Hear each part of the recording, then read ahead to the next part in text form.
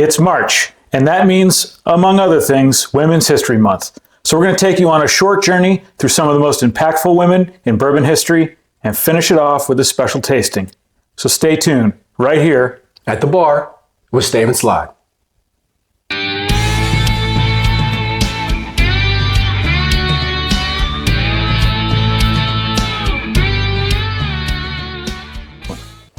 Welcome back to At the Bar with Stave and Slide. I'm Corey. I'm Dan. And this month, March, aside from being St. Patrick's Day, yes, and a big Irish Heritage month for the Irish folks, is Women's History Month. It is.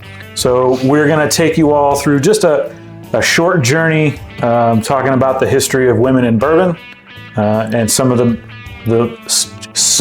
the most influential women in bourbon history. Yeah, way too many for us to cover here in this brief period of time, but there's a lot of them. There are quite a few. Yep. There are quite a few. So we do have, you may notice, we got some notes that we're going to reference just because there is a lot of information. Yep. And we want to... There's a lot of ladies we want to cover, and we don't want to forget any other important facts. That's right. So who we talking about first? I think we should kick it off with Marianne Eaves. Okay. All right, so she really is a trailblazer as far as just pioneering, through bourbon, and she is really prominently known as being the first female master distiller in Kentucky since Prohibition. Right, and that's pretty amazing. She really kicked off Castle and Key. She was their first master distiller, and really had a prominent role in their whole concept, where they went out sourcing their grains and everything that was behind the distillery and making it what it was. She was a driving force behind that. And she's been a very powerful force in bourbon. She's since moved on from Castle and Key. Now she has her own bourbon that she's launched called Forbidden Bourbon, which really, kind of harkens back to how it was forbidden for a female to be a master distiller. Yeah. And that's kind of taken a full circle for her. So really prominent figure. She's been amazing. So really special lady that we want to highlight. Yeah, and you and I visited Castle Key. Yeah, beautiful. Castle Key early on in their history, I guess. Mm-hmm. And you put together some good product there. Definitely. Beautiful grounds. They continue to improve, of course, like everyone. But so the next lady I think we should talk about is Margie Samuels, the wife of Bill Samuels from Maker's Mark. Yep.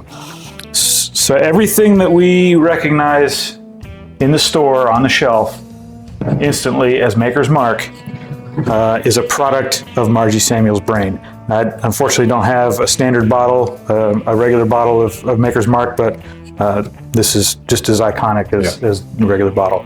But everything from the shape of the bottle, the logo, the label, the font style on the labels, the wax dip, the name Maker's Mark, all came from Margie. It's also iconic.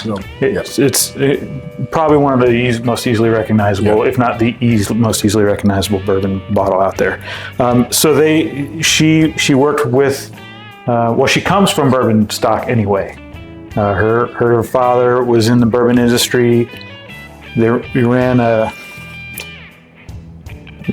was in a distillery early on, Mattingly, and I can't remember it off the top of my head, but she comes from bourbon stock anyway, and then gets involved with Bill, and they create Maker's Mark. She's credited again with all the iconic symbolism there. She's also credited with inventing bourbon tourism. So all the stuff that we like to do on a weekend down there, this kind of comes as a product of her brainchild. And then they were one of the first to use wheat as the secondary flavoring bourbon instead of rye. And to figure out what they were going to use, I thought this was a really cool story. Margie baked 7 loaves of bread with various grains at home, and her family tasted them all. They did just like a blind tasting, like we would do here. Mm-hmm. And then Bill obviously kind of made the final decision on which grain that was the best. So it was an interesting way to figure out how you're going to flavor your bourbon. But yeah, Margie Samuels, also the first woman inducted into the Kentucky Bourbon Hall of Fame for being directly involved in the in distillery operations, and the 5th woman in the Hall of Fame overall. Outstanding. So I thought that's a great example. Love it. Yeah. I think another one we should talk about is Frey Ranch.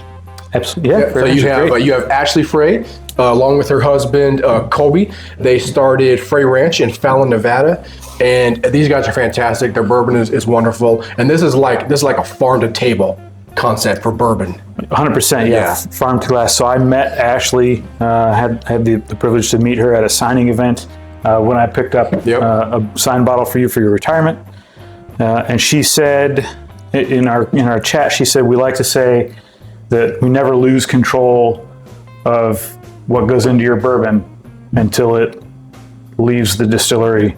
Yeah, and goes absolutely. From seed to glass, kind of. Everything they have control over, and it's an outstanding operation that they run. So if you want all natural, everything, you know what's going into your glass there. Frey Ranch is where it's at, and Ashley's the big driving force behind that. Yeah, absolutely.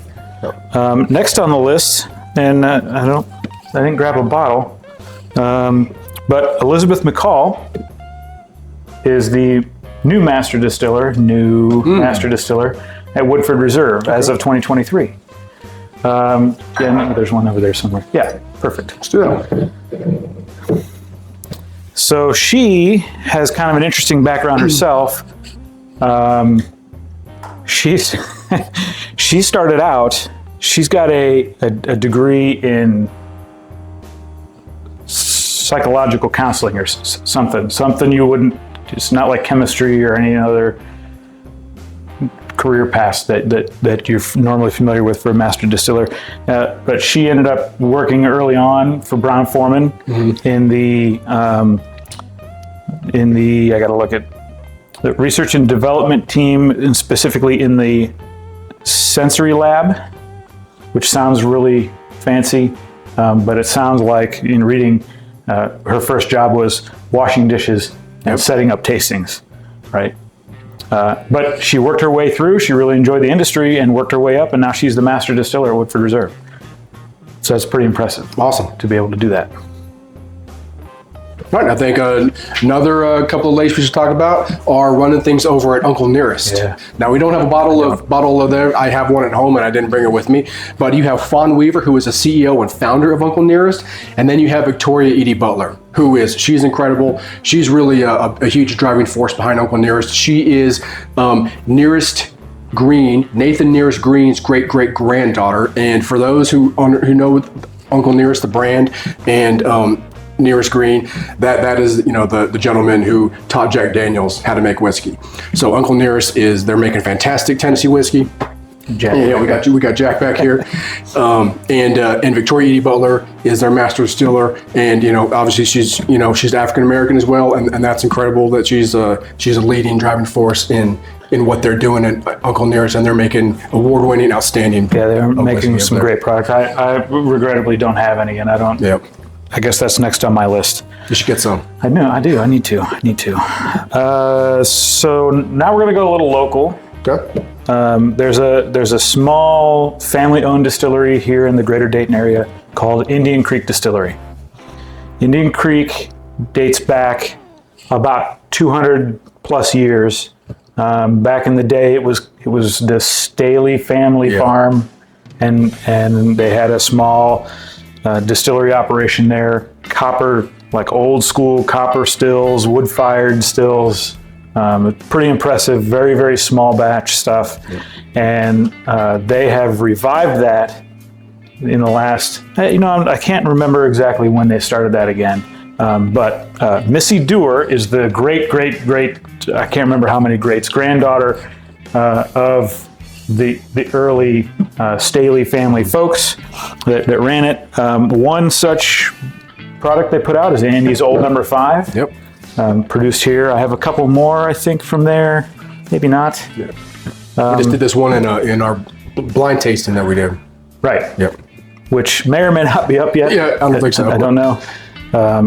But great product, super small batch, like quarter barrels or something really small. It's as craft as you can get. It is, it's delicious. And to revive that, they took over the family farm and kind of started unearthing all these different things, and they brought it back to life. So great place locally to go hang out if you're in the Dayton area and you haven't checked it out. Highly recommend it. Absolutely. So these are just a few of the offerings we have. A lot of these are well known, that we have women that are the driving forces either of running the distilleries or the master distillers, master blenders, making outstanding quality bourbon that we all enjoy. And I think that kind of is going to take us full circle to what we're going to sample today, huh? It does. Yeah. So in honor of Women's History Month, we're going to take it back pretty far, but maybe not the first, but the first. Not the first, one of the first that we know of. Yeah. And that is Miss Mary Dowling. Mary Dowling, the mother of bourbon. So why don't you tell us a little bit about Yeah. So Mary Dowling, considered the mother of bourbon, and her family owned the Waterfield and Fraser distillery. We're talking pre-Prohibition times, 19th century. And her husband, she was running the distillery with her husband. Her husband passed away, and she took over the operations of that distillery. And when Prohibition hit, a lot of distilleries, they folded up shop. It just they obviously they couldn't handle, of course, the prohibition of sale of alcohol. A few of them stayed open for making medicinal whiskey, but Mary Dowling was a pioneer, and she moved the entire distillery operation south of the border to Juarez, Mexico. And so she continued to make her bourbon in Mexico, and then she was moving that up to the United States for both medicinal and underground bootlegging purposes. So she was doing kind of both. So she was sending it up for that medicinal whiskey, and also she was running that bootleg operation too. So a pioneer in that regard. And then she also was working with Joseph Beam during that time. So she worked with bourbon pioneer Joseph Beam during that time of running her bourbon operation. And once Prohibition ended from the 1920 1933, she moved her distillery operations back to Lawrenceburg, Kentucky, and it continued to thrive after that.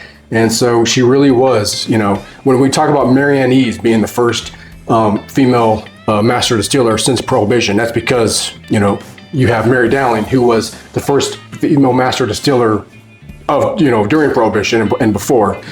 So taking it all the way back to the very beginning, the mother of bourbon, Mary Dowling. Yeah, and so that brings us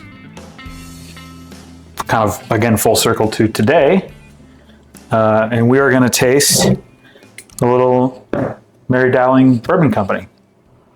Mary Dowling Bourbon Company it was founded in 2023. Yep, pretty recent.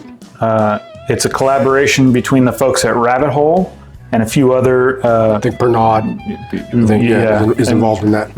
And I think maybe one or two other kind of influential folks in the global spirits world. So while it's not women owned, and I don't know off the top of my head if there are any women in the upper echelon roles in the company. Should be. There should be. But we can appreciate that they're trying to keep the name and the spirit, no pun intended, of Mary Dowling alive. Definitely. So we're going to give it a shot. Just pick this bottle up. I never had it. We're lucky enough to snag one the other day here in the Dayton area. They come and go. So yeah. And this is a winter wheat mash bill. Sounds good. So let's give it a shot. Check it out. And if you check out stayintheslide.com, we have an article that goes further in depth on Mary Dowling, the mother of bourbon, that you can check out. And since we're talking about Women's History Month, last year we wrote a pretty nice feature about some of the ladies that we just spoke about. So you can also check that out as well, too. Featuring Marianne Eaves, Victoria Edie Butler, so some of those ladies. So yeah, give that a shot. All right. I can smell it already. It smells good. What's the proof on this? I didn't look. Say it was about 90? 91. 91. Yep. Okay.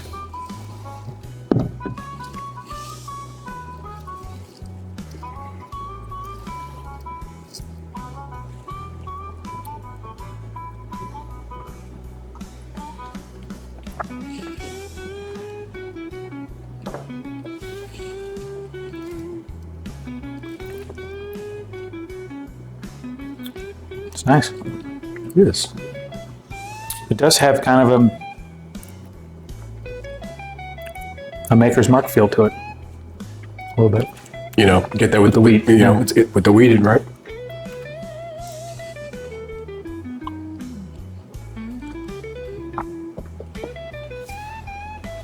Yeah, I get that breadiness for sure. Some of the baking spices. It's nice. It's lovely. Mm-hmm. Little sweetness comes through. It's not overly heavy on any one thing. Yeah. Yeah, I really like that. Yeah, that is enjoyable. It is, definitely. Check it out if you haven't. It's definitely worth picking up a bottle. Yeah, I think 54, I think I paid 54. Yeah. So again, everything in Ohio is MSRP. It's not overly artificially inflated for any reason. So, you know, unless you're on the secondary, but in the store. So, depending on where you're at. So I think we approve of Mary Dowling, and we approve of the Mary Dowling offering that has been recently released. So yeah, excellent, good stuff. Well, I think that's all we got for you today. Stick around, and we have some more stuff coming. St. Patrick's Day is just around the corner. Yep. So we'll get that going. But yeah, all right. Thanks for joining us. Until next time, cheers from Stay and Slide.